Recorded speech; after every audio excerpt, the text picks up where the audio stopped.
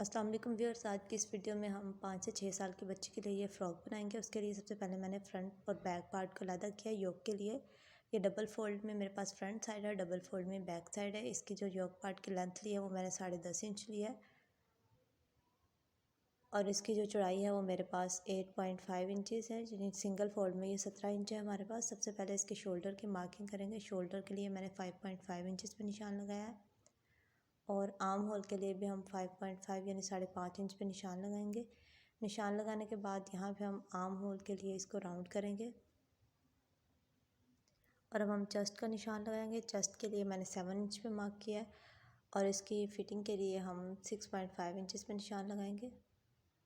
इन दोनों निशानों को आपस में इस तरह से हम मिलाएंगे और यहाँ से आधा इंच की तिरछी हम कटिंग करेंगे शोल्डर की। यहाँ पे सिलाई के लिए 1 इंच का मार्जिन रखेंगे। अब इन निशानों के ऊपर रखते हुए हम इसको कटिंग कर देंगे। अब हम लेंथ लेंगे। ऊपर से मैंने आधा इंच छोड़ा है, नीचे से मैंने इसकी जो लेंथ है वो 8 इंच रेडी करनी है, तो 8.5 इंच नीचे से आधा इंच मार्जिन रखेंगे और इस 8.5 इंच पे हम कटिंग करेंगे। यानी टोटल मैंने 9 इंचज़ रखी है। आधा इंच ऊपर का मार्जिन और आधा इंच नीचे का मार्जिन 8 इंच आ जाएगा। अब फ्रंट साइड के आर्म होल की डीप करने के लिए मैंने आधे इंच पे निशान लगाया और सिर्फ फ्रंट पार्ट को कटिंग किया। यहाँ पे जो चेस्ट का निशान है यहाँ पे मैंने छोटा सा कट लगा लिया है। अब हम यहाँ पे नेक की चौड़ाई जो है वो 2 इंच लेंगे और इसकी जो लेंथ है वो भी हम 2 इंचज़ लेंगे और इन दोनों को राउंड करेंगे। ये फ्रंट साइड की नेक है और बैक साइड की नेक के लिए भी हम आधा इंच पे मार्क करेंगे और चौड़ाई 2 इंच ही होगी, लेकिन लंबाई में हम आधे इंच पे निशान लगाएंगे। पहले हमने जो बैक नेक के लिए मार्किंग की है उसको कटिंग करेंगे। उसके बाद बैक पार्ट को सेपरेट कर देंगे और फ्रंट पार्ट की हम कटिंग करेंगे फ्रंट साइड नेक की।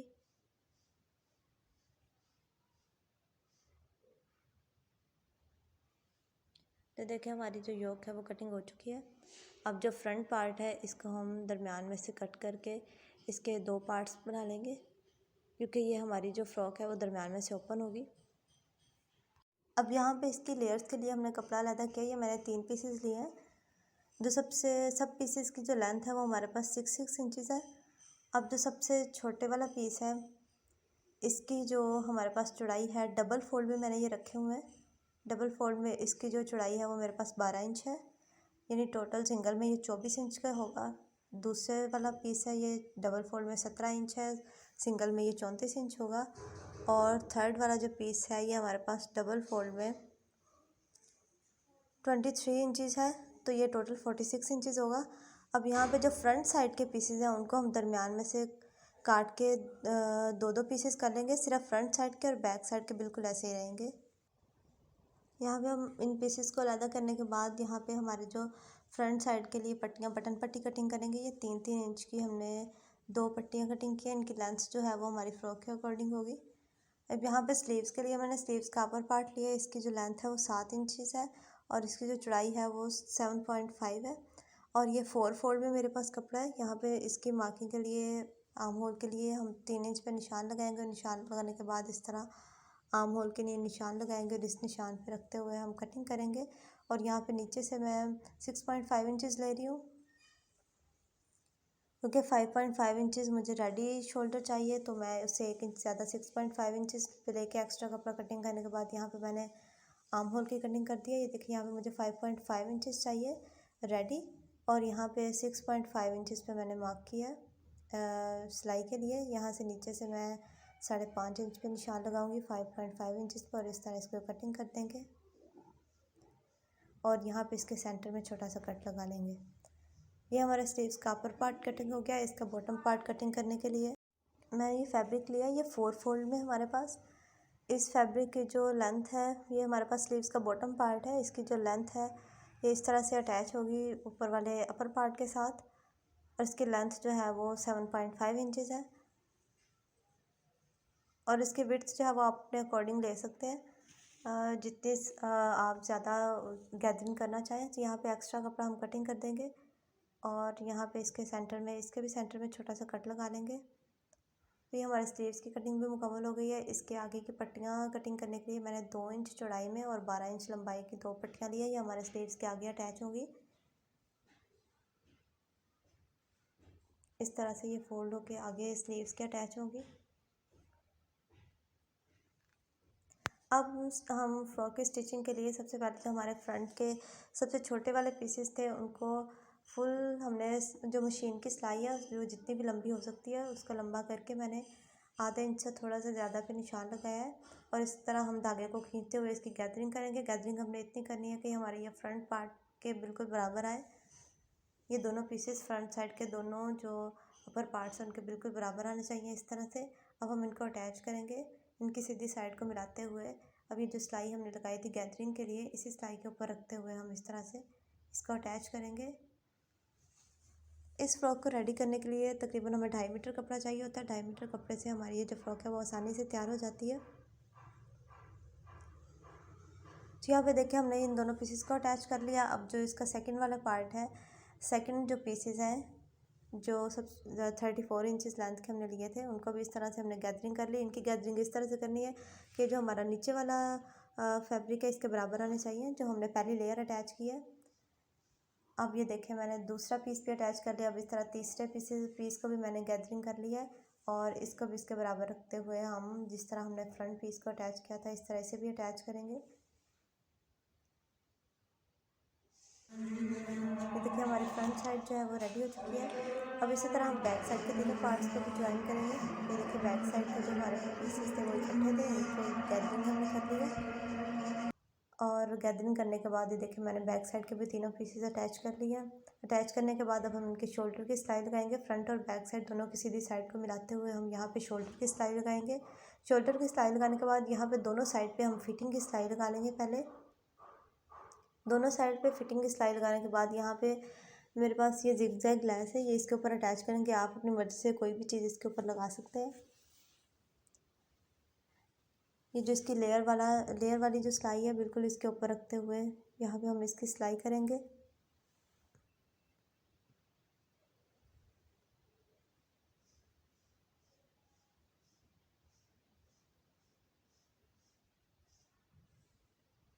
देखिए हमने एक साइड अटैच कर लिया। अब जो बाकी लेयर्स है सेकंड वाली और थर्ड वाली पे भी हम इसी तरह से इसको अटैच करेंगे।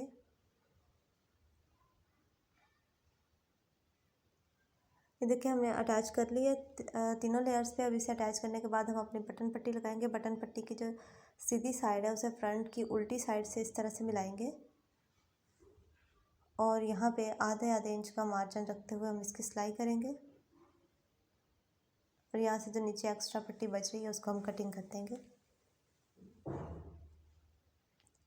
अब यहाँ पे इसको सीधी साइड टर्न करेंगे। आधा इंच तकरीबन अंदर की तरफ फोल्ड करते हुए जो सिलाई हमने इसको अटैच करने के लिए लगाई है उसी सिलाई के ऊपर रखते हुए हम इसके किनारे किनारे पे सिलाई लगाएंगे।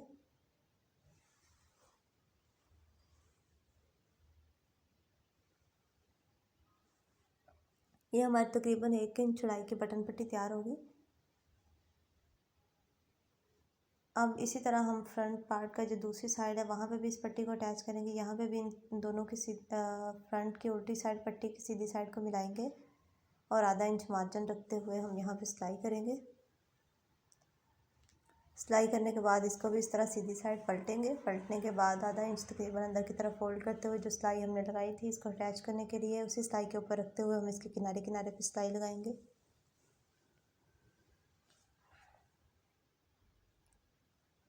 बटन पट्टी अटैच करने के बाद अब हम यहाँ पे हमने नेक के लिए पट्टी लगानी है तो इसके लिए आप फैब्रिक लेंगे उसको रेब में फ़ोल्ड करेंगे।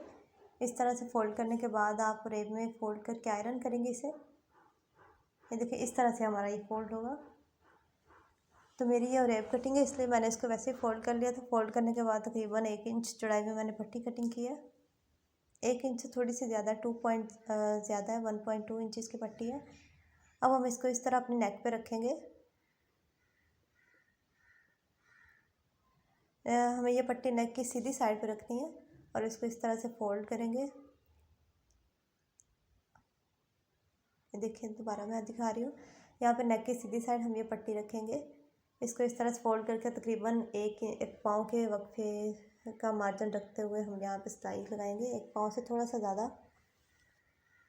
और यहाँ पे जो बाकी पट्टी बच रही है उसको भी इस तरह नीचे की तरफ फोल्ड करेंगे और इसको सिलाई कर लेंगे और एंड पे ले जाके हम अपनी सिलाई को पक्का कर लेंगे। अब इसको इस तरह सीधा करेंगे। सीधा करने के बाद यहाँ पे हम पट्टी वाला जो फैब्रिक है उसके किनारे किनारे पे रखते हुए हम सिलाई लगाएंगे। ये सिलाई हमारी पट्टी वाले फैब्रिक पे आनी चाहिए। सिलाई लगाने के बाद इसको हम अंदर की तरफ टर्न करेंगे उल्टी साइड, और इस पे हम तरपाई कर लेंगे।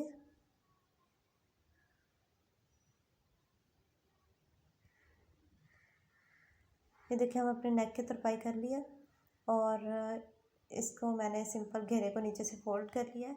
अब यहाँ पे हम अपने स्लीव्स को रेडी करेंगे। स्लीव्स को रेडी करने के लिए जैसे हमने अपने फ्रॉक की लेयर्स पे गैदरिंग की थी, इस तरह इस पर भी फुल लूज स्टिच करके गैदरिंग करेंगे, और उसके बाद इन दोनों पीसेस को इस तरह से हम अटैच कर देंगे, इन दोनों की राइट साइड को मिलाते हुए। देखिए अटैच कर लिया। अटैच करने के बाद अब ये जो नीचे वाला हिस्सा है यहाँ पे भी हम फुल लूज स्टिच करके गैदरिंग करेंगे। हमने इतनी गैदरिंग करनी है कि ये जो हमारी पट्टी है इसके बराबर आनी चाहिए। तो ये देखिए इस तरह से अब हम पट्टी की सीधी साइड को और स्लीव्स की उल्टी साइड को मिलाएंगे। मिलाने के बाद ये जो हमने गैदरिंग वाली सिलाई लगाई थी इसी सिलाई के ऊपर रख के इसको अटैच करेंगे, और फिर यहाँ से इसको सीधी साइड फोल्ड करेंगे इस तरह से, और इसके बिल्कुल किनारे किनारे पे हम सिलाई लगाएंगे। सिलाई लगाने के बाद इसका भी जो जॉइंट आ रहा है उसके ऊपर ये लेस अटैच कर दिया। अब यहाँ पे हम इसको फोल्ड करेंगे और इसकी फिटिंग की सिलाई लगाएंगे। फिटिंग के लिए आप जितना खुला रखना चाहे उतना खुला रखेंगे, और जहाँ तक हमने ये कट का निशान लगाया था जो हमारा रेडी आर्म होल था 5.5 इंच का, वहाँ तक सिलाई करेंगे। अब इसको अटैच करने के लिए अब हम यहाँ पे इस फ्रॉक में हम गुम स्लीव्स अटैच करेंगे। यहाँ पे देखें जो हमारे स्लीव्स की फिटिंग वाली साइड है उसको इस तरह से, और जो हमारी फ्रॉक की फिटिंग वाली साइड है उन दोनों को आपस में इस तरह मिलाएंगे। ये इन दोनों की सीधी साइड है, इनको इस तरह से मिलाएंगे। ये सिलाई हमारी बिल्कुल बराबर होनी चाहिए, और इस तरह से पकड़ते हुए हम यहाँ पे स्लीव्स को अटैच करेंगे। ये देखिए इन दोनों की सिलाई को मिलाने के बाद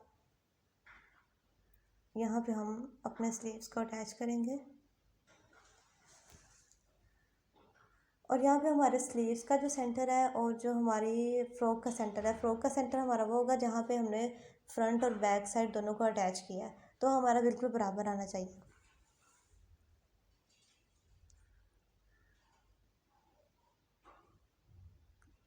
और यहाँ पे इस तरह हम इसको एंड तक लाएंगे, और लाने के बाद इसको हम यहाँ पे पक्का करके सिलाई को ख़त्म करेंगे।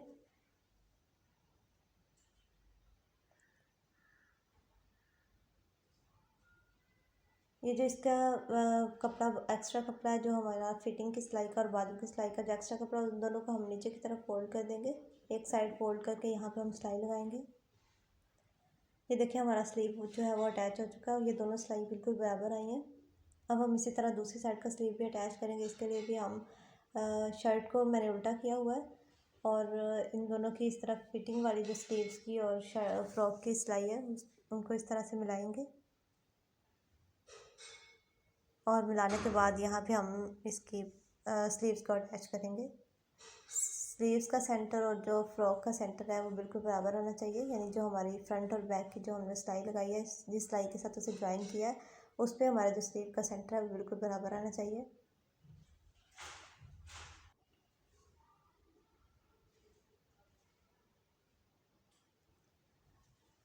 यहाँ पे स्लीव्स को अटैच करने के बाद यहाँ पे हमने काज करवा लिया है इसकी बटन पट्टी पे, काज करवा लिया। अब यहाँ पे इसकी जो दूसरी साइड है वहाँ पे हम बटन अटैच करेंगे इसकी इस पट्टी पे। तो देखिए हमने इसके ऊपर बटन अटैच कर लिए हैं, और ये हमारी फ्रॉक की फ़ाइनल लुक है।